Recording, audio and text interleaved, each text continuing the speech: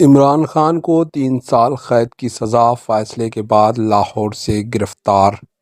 پاکستان کے سابق وزیر اعظم عمران خان کو ڈسٹرکٹ اینڈ سیشن کورٹ اسلام آباد کی جانب سے 3 سال کی قید کی سزا اور 1 لاکھ روپے جرمانہ عائد کیے جانے کے بعد لاہور سے گرفتار کر لیا گیا۔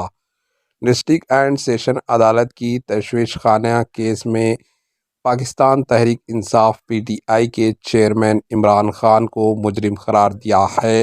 عمران خان کے خلاف فیصلے آتے ہی پاکستان پولیس نے بھی کارروائی کی اور انہیں لاہور سے گرفتار کر لیا گیا ہے۔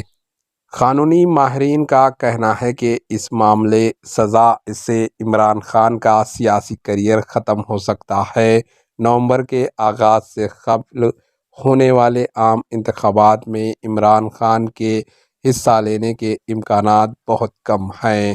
مقامی نیوز کے مطابق پولیس نے چیئرمین پی ٹی آئی کو زمن پارک میں ان کی رہائش گاہ سے گرفتار کیا۔ پولیس کا کہنا ہے کہ عمران خان کو کوٹ لکھپت جیل منتقل کیا جا رہا ہے۔ پی ٹی آئی پنجاب کے آفیشیل ٹویٹر اکاؤنٹ سے کی جانے والی ایک ٹویٹ میں ان خبروں کی تصدیق کی گئی۔ عمران خان کو جیل منتقل کیا جا رہا ہے۔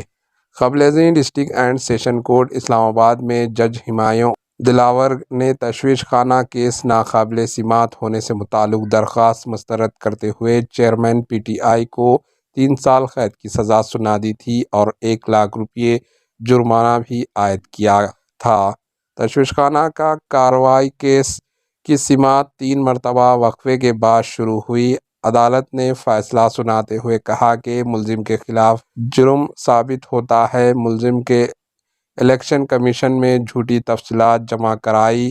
ملزم کرپٹ پریکٹس کے مرتکب پائے گئے ہیں۔ ملزم نے جان بوجھ کر الیکشن کمیشن میں جھوٹی تفصیلات دیے۔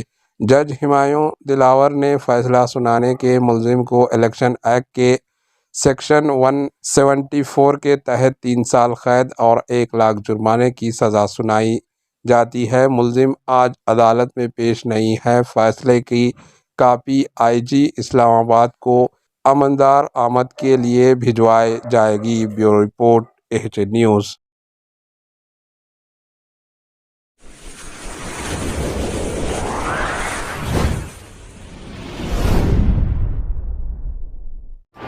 AHA نیوز کو لائک کریں، شیئر کریں اور سبسکرائب کرنا نہ بھولیں۔